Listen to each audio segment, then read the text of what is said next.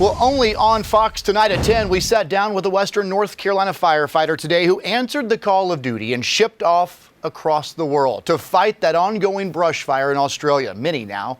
Tonight, we're getting his reaction to the devastation there, as well as an update on the blazes that have consumed an entire country. Michael Williams is from Murphy, North Carolina. He works for the U.S. Forest Service and has a unique set of skills and training that made him uniquely qualified to fight these massive fires. Our own Matt Koufax spoke with him earlier today. He's in studio with me tonight, and pretty incredible he actually got called to go over there. Yeah, absolutely. He's got a fantastic set of skills, Cody. And Williams joined me for a chat from the balcony of his hotel room in New South Wales. That's where he's stationed earlier today before the beginning of his shift, just after 6 a.m. his time. He says he's fought brush fires like this before years ago in North Carolina, but he told me the damage of the inferno he's witnessed in Australia, it's like nothing he's ever seen on a scale that could be unprecedented in recorded history.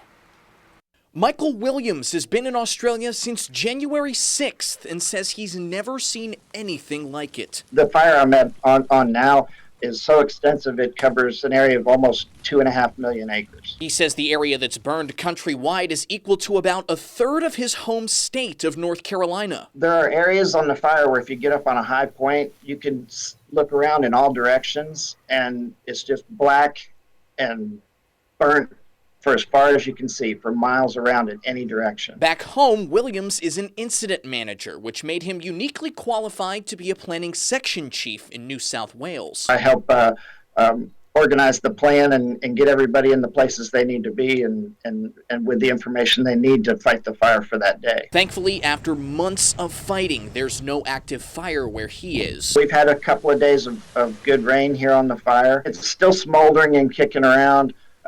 We're still getting new starts from lightning fires and such. Other areas aren't as lucky. The damage to the environment and to the houses and even some lives have been lost is very extensive, and it's overwhelming and almost incomprehensible. He says his biggest concern is the wildlife. I don't know what they're going to eat for the next few years until things grow back. They've helped park services and locals put up feed and water stations for animals, but that's only a temporary solution. They're not sure how to deal with this level of devastation. Even with all of this, he says optimism still exists. And it's amazing the resilience of the people here. He says locals are still getting ready to celebrate Australia Day this weekend and says if any nation can bounce back, it's the land down under. They're very happy that we're here, and I'm very proud to represent America and North Carolina.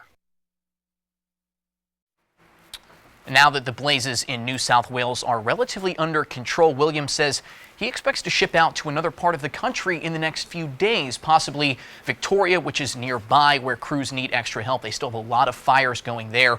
He says he is in the country until February 10th. And asks everyone watching to send their prayers to the people of Australia and those heroes like him working around the clock to protect them. Cody, back to you. Matt, thanks for the deadly